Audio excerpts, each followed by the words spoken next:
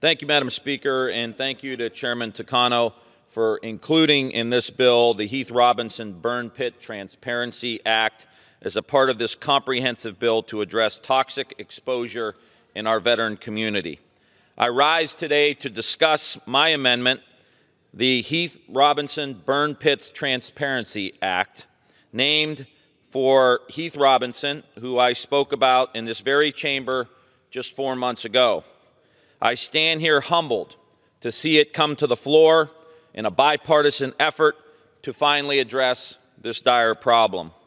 Heath deployed to Kosovo in 2004 and Iraq in 2006 and was the Ohio National Guard NCO Soldier of the Year in 2012 and 13.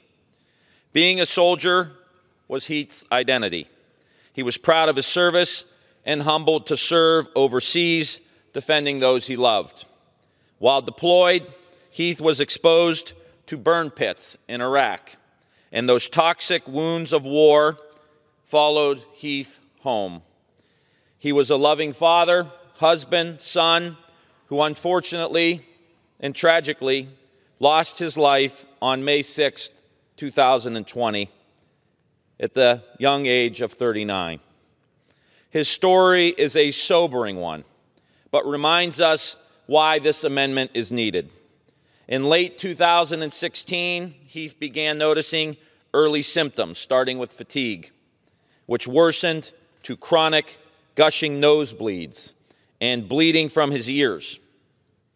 After a dozen doctors were unable to provide answers, it was finally determined that at the age of 35, he suffered from a rare autoimmune disease.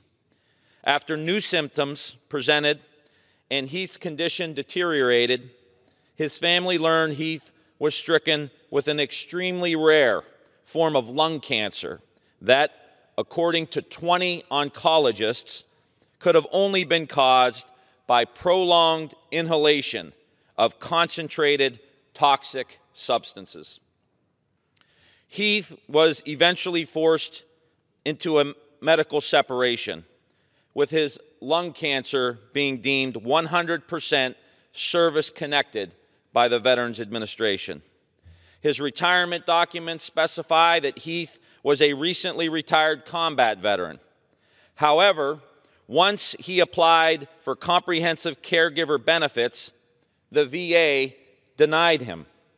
They stated that although Heath Robinson's lung cancer was 100% service-connected, there was no evidence that his cancer was caused by burn pits or combat-related.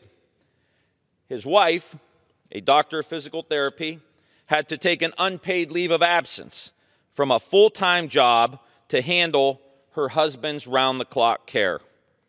This service was paramount to this family, and the VA failed them. The final year of Heath's life consisted of his wife and her mom watching helplessly as Heath suffered in pain, struggling to breathe daily and coughing incessantly. Many days were spent holding a basin under his face to catch vomit and blood streaming from his nose while they shoved the oxygen tube in his mouth intermittently so he wouldn't die.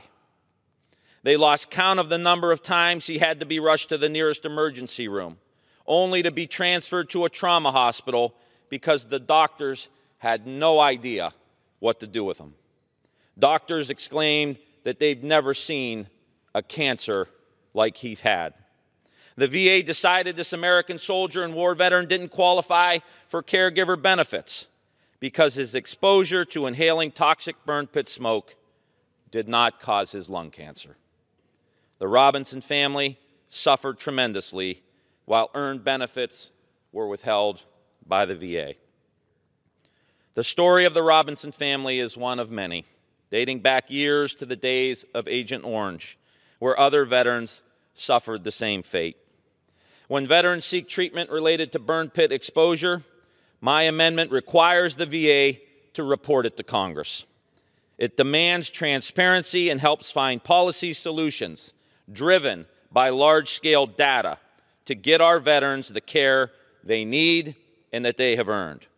We can do better to provide care for soldiers and family members, and we must provide safeguards and transparency to ensure that. I urge a yes vote on my amendment and reserve the balance of my time.